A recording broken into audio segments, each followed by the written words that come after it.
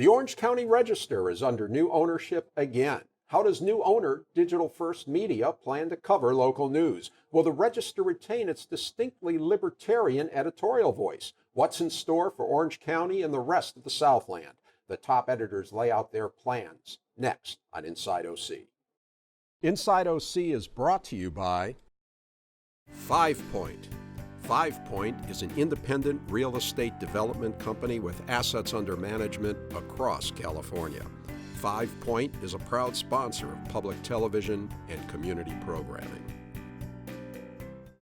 Memorial Care is transforming the way healthcare is delivered, keeping our communities and businesses healthy by guiding them on the path to wellness with easily accessible hospitals, physician offices, and outpatient centers.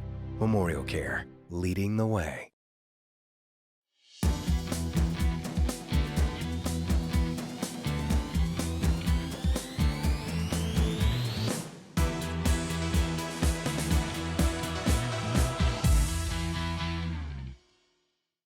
Hi, I'm Rick Reiff. Welcome to Inside OC. Newspapers are having problems everywhere, but one person's problem is another person's opportunity. That's why Digital First Media has snapped up failing papers, including a bunch here in the Southland. And a new addition to its Southern California news group is now the biggest and best, the Orange County Register. But what lies ahead for this proud paper? Joining me, executive editor of the Southern California news group, Frank Pine, and the Register's former opinion editor, now opinion editor for the whole news group, Brian Calle. Gentlemen, welcome. Thanks for having us. Thank you. Let's start off. This is a ritual I have done every morning for years and years, and I decided to bring these papers on. This is what lands on my driveway every morning, and I know there are tens of thousands of people still in the Southland and in Orange County who do this. I'm not even sure which one is which, but let's see here. Here we got... I was lucky. This is the other paper. You know. All right. So anyway, so here we are. Now look at this. So here's what the other paper? Here's the front. This is what I see. That's pretty cool. That's pretty cool. Okay, I'm Emotion Seasons Heatings, and this is a horse getting a glass of water that it badly needs. Okay, big story. An obvious one, right, Frank? An obvious one. I think everyone can relate to the heat wave out there. Okay, and we've got a story here. Murder in a Chinese proverb put restaurateur on a new road, kind of human interest. Okay, and jury gets case of suspected terrorist in Anaheim. What was that story about? Well, I think what you're seeing here is a good mix of stories on our front page, right? Okay. And the Register is really good at this, playing the big photo of the story of the day, a nice feature story rounded out with some news stories on the front page. So you get kind of a mix every day. Okay. So now, as we move forward, of course, here's the local news and sports and all that. Okay, all right, and then this is let's just say this is look at all this money here. You know, this is money, right? that's money. Although, and maybe this is a good point. Maybe people don't realize it. This stuff that gets stuck in the paper doesn't bring you as much money as the ads that actually run in the section, right? Well, we're happy to have all the advertising, the preprint advertising, which are the ads that are inserted into the paper. Is a very important source of revenue for us, and very valuable. I think also very useful to readers as well, who look for some of those ads. Okay, of course, the problem, and Pew Research Center just came out with a study which points out that last year was, they said it might as well have been a recession year in the newspaper business. That in general, weekday circulation down 5 to 7% in the industry, which is the worst since the end of the recession, and advertising down 8%. There's been in the last 10 years 20,000 positions, newspaper positions, eliminated, and 124, I believe, fewer newspapers now than there were 10 years ago. So it's just and so that's what you're confronted with. This thing I just showed, this is most of the money. Still, most of the money comes from this, but fewer people are like me, are getting this, to say nothing of getting two papers. That's a big challenge. It's a very big challenge. I don't think there's anyone who doesn't understand that newspapers are facing historic headwinds these days as more and more of the audience gets their news in different ways. For a while, it was the internet. People were getting news on desktop computers. Now that's moved to mobile. People get news on their phones.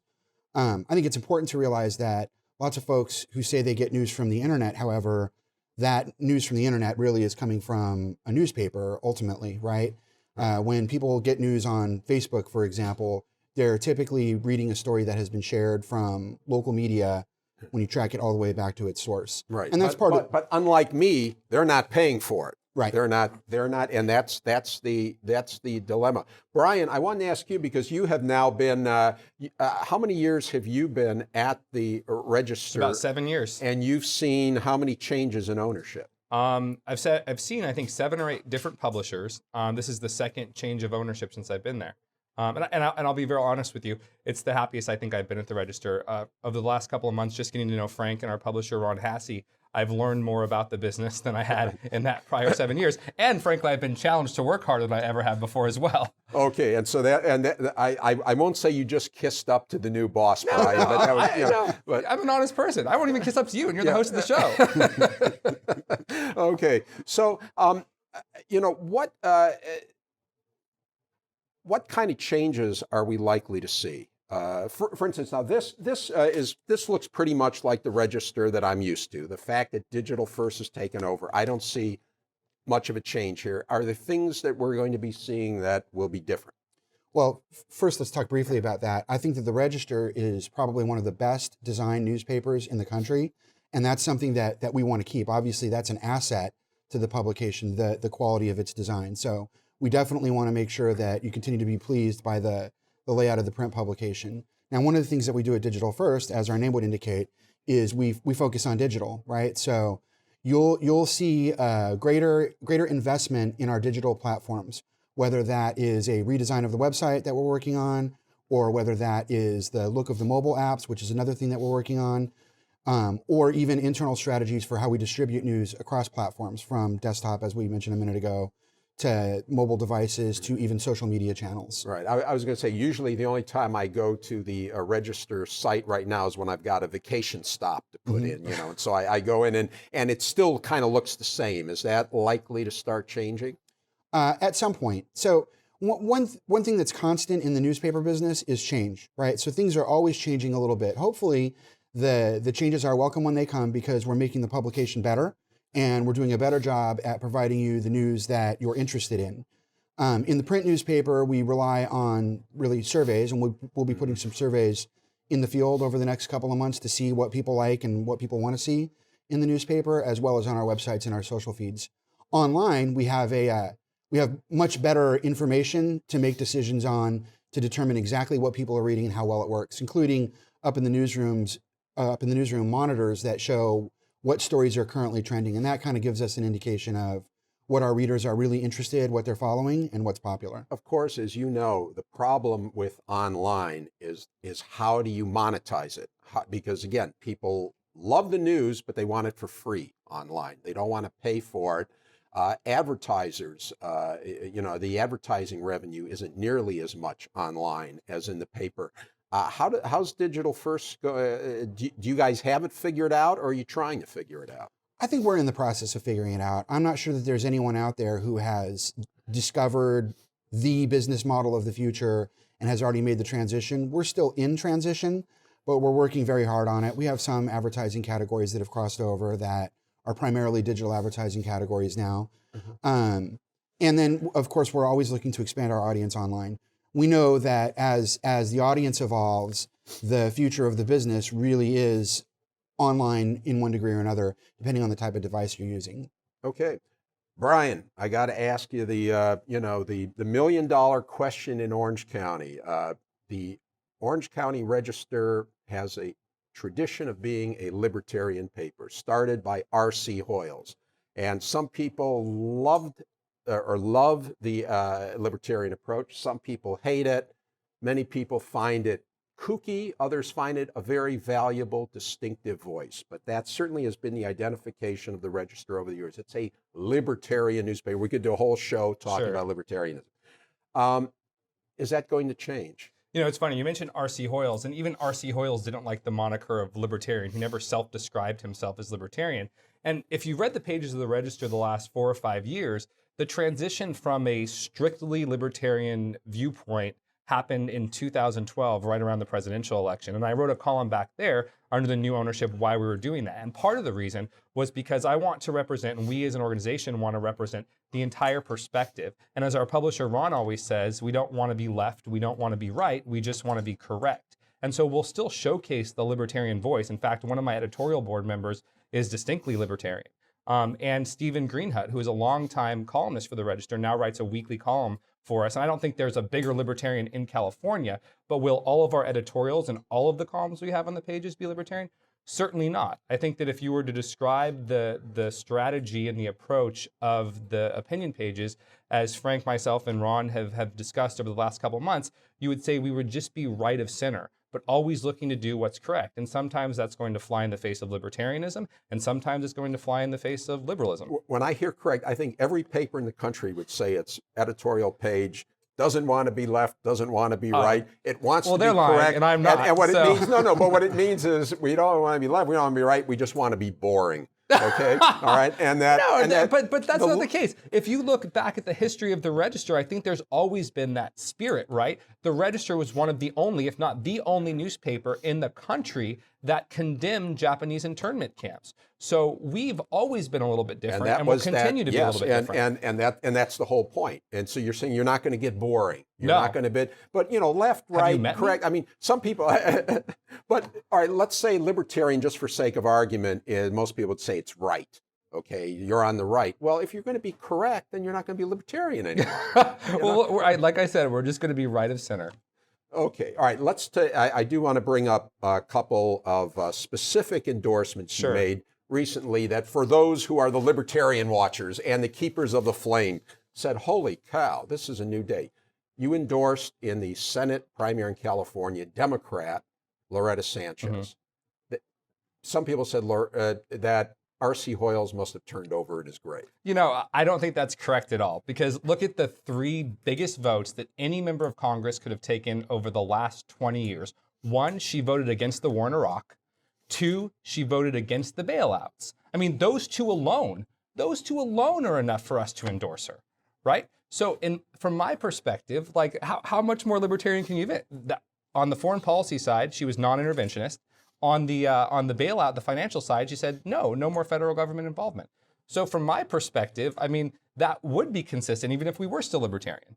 So is she a fiscal conservative? Would you say Loretta Sanchez? I would say that she's a blue dog Democrat that represents the vast plurality of California's electorate. And when you look at the totality of the Southern California News Group, I think Loretta Sanchez far more better represents those folks than either Kamala Harris or any of the Republicans who are in the race, who, by the way, had they gotten the nomination, had they been in the top two, had absolutely no chance of winning. Exactly. And winnability isn't the only criteria, but it certainly is a criteria. But there's and you're being pragmatic there. A little bit. And there are even many diehard Republicans who would agree with you on the pragmatic approach, but they said, but the Libertarian paper wouldn't have done that. Okay, yeah, it wouldn't have been that.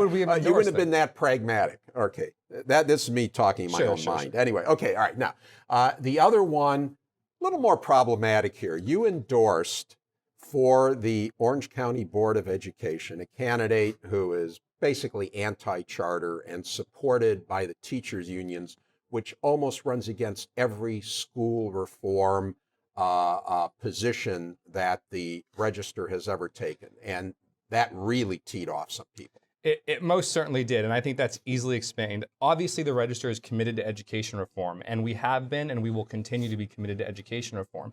But before we can even get to a policy discussion with a politician, we need to know about their character, we need to know about their integrity, and we need to make sure that they're not going to be bad in terms of the judgments they make. And Robert Hammond, who we did not endorse, made a disgusting slur against gay people in this community. And that was a non-starter for us to consider endorsing him. Was I excited to endorse his opponent? Absolutely not. Am I concerned about the educational environment on the Board of Education? Certainly, but I'm hopeful that in the future we'll be confronted with better candidates. And I still have some hope that Ms. Gomez will do the right thing in terms of education reform.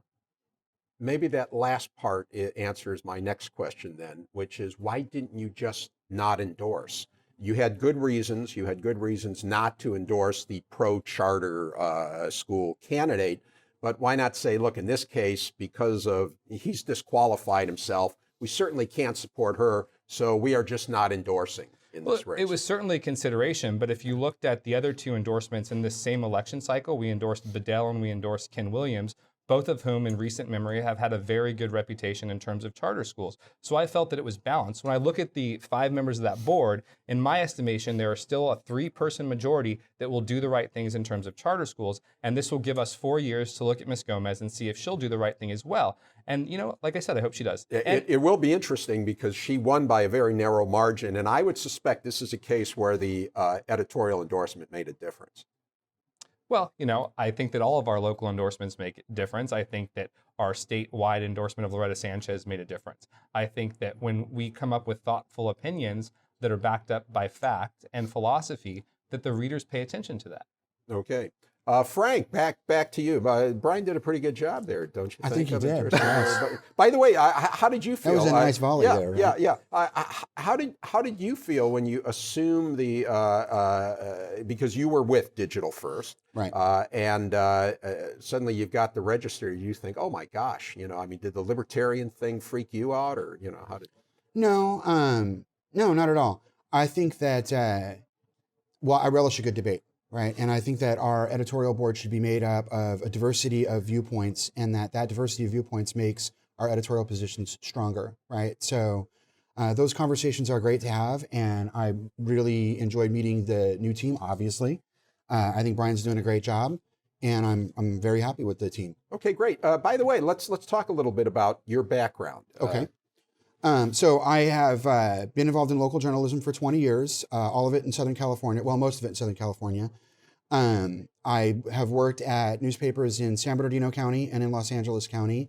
I started out at the Daily Bulletin newspaper in Ontario in the 1990s and worked at the Sun in San Bernardino, the San Gabriel Valley News Group.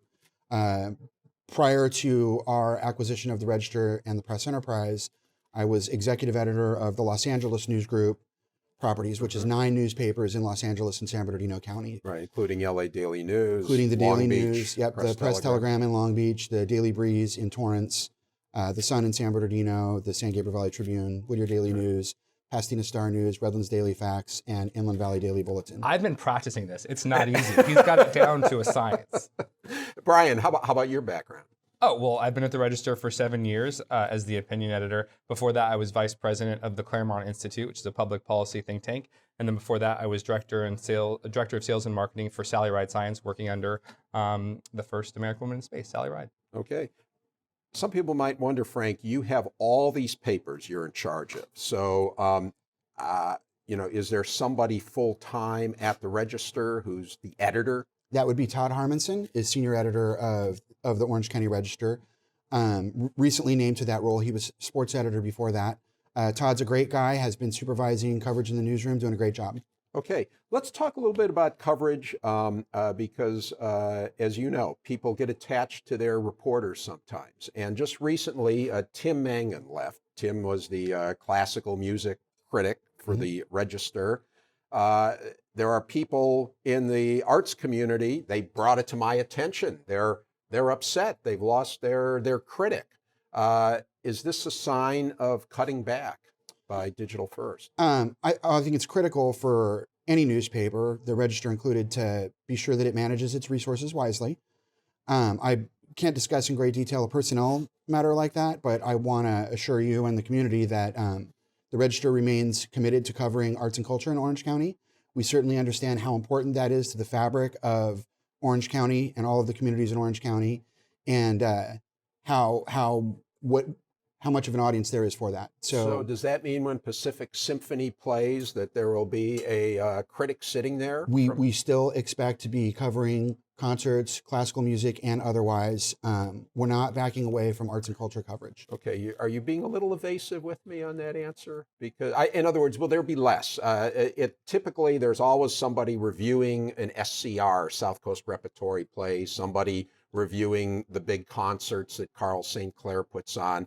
Is that going to change? So I'm not trying to be evasive. I don't want to make a promise that we're going to be at every single event, because as soon as I do that, we'll miss an event, right? And then it looks like I was being disingenuous. Our intention is to cover the major community events. I can't promise that we'll never miss one, but our goal is to be there where we need to be to make sure that we're providing thorough coverage of the arts community that includes classical music, and that we're both advancing, writing stories beforehand, so people know what events are coming up that they can go to, and also covering them when they occur. Okay. Now, part of our focus is going to be to shift our coverage and make sure that we're covering things ahead of time rather than covering them after the fact. And the strategy behind that is around things to do. We know that one of the things people look for from community news, both in print and online, is what type of activities they can engage in that are going to improve their lives. So we're going to be focusing on providing coverage of things before they happen, which I think ultimately is beneficial to the events promoters as well, because they want to make sure that their events are well attended. Okay. Brian, on your coverage now, you are not just the opinion editor for the Register and for the sister paper, the Press Enterprise, but you now have these 11 papers, most of which you've memorized by now.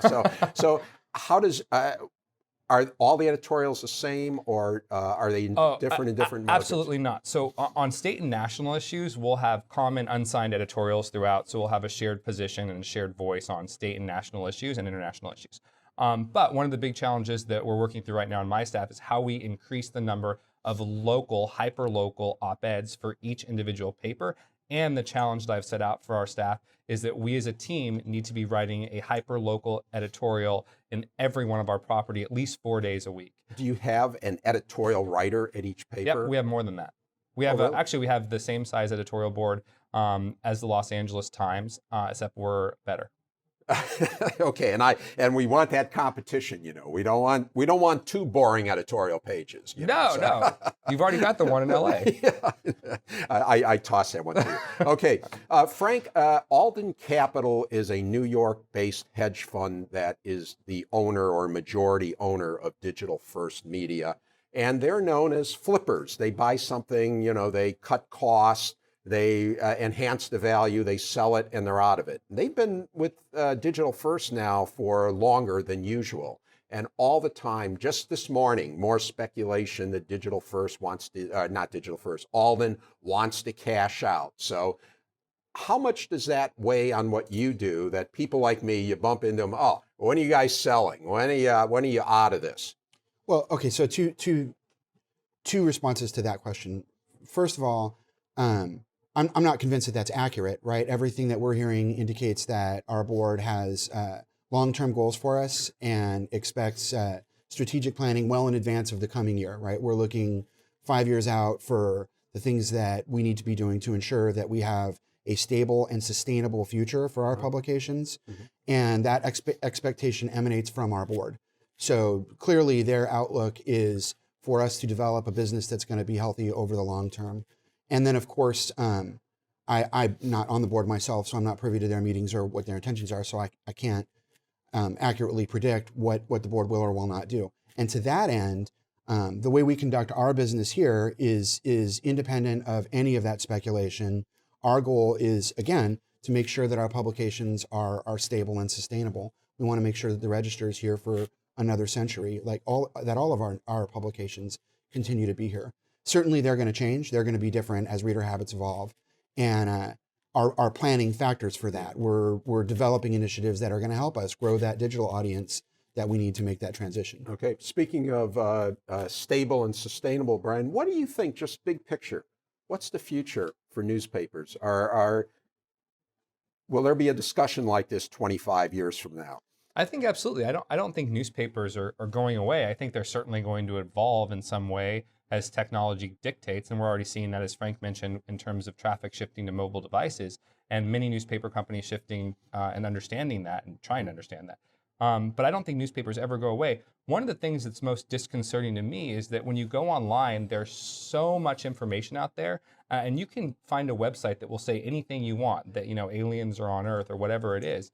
But the problem is most of the information, the vast majority of that journalism online, isn't credible and isn't based on the principles of traditional journalism. And I think local newspapers are the only entities that are still serving the community in that way. Okay, well, gentlemen, it's been great. Good luck to both of you. Frank, I'll tell you, you guys have quite a franchise now in Southern California, not just with the Register, but with the LA Daily News and everything else. It's a great counterpoint with two at least for now, two very vibrant news organizations. Lots It's a huge luck. opportunity. Yeah. So thank you very much for having Yeah. us here. Hope we get to come back someday. You have an open invitation, and Brian's always on. So thanks. Okay, well, that's it for now, and thanks to my guests, Frank Pine and Brian Calle. You can watch this show and past shows by going to pbssocal.org or rickreiff.com. You can also catch our shows and our post-show open mic chatter on YouTube, and follow us on Facebook, Twitter, and Instagram. Thanks for watching. We'll see you again on Inside OC.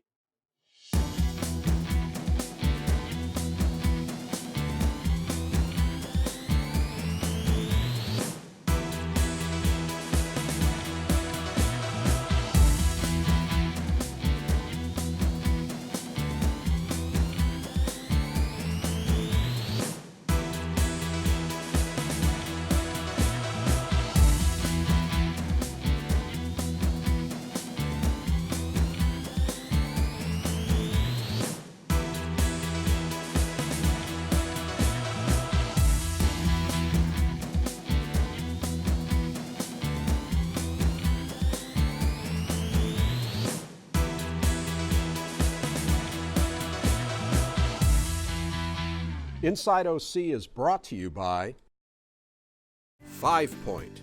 5 Point is an independent real estate development company with assets under management across California. 5 Point is a proud sponsor of public television and community programming. Memorial Care is transforming the way healthcare is delivered, keeping our communities and businesses healthy by guiding them on the path to wellness with easily accessible hospitals, physician offices, and outpatient centers. Memorial Care, leading the way.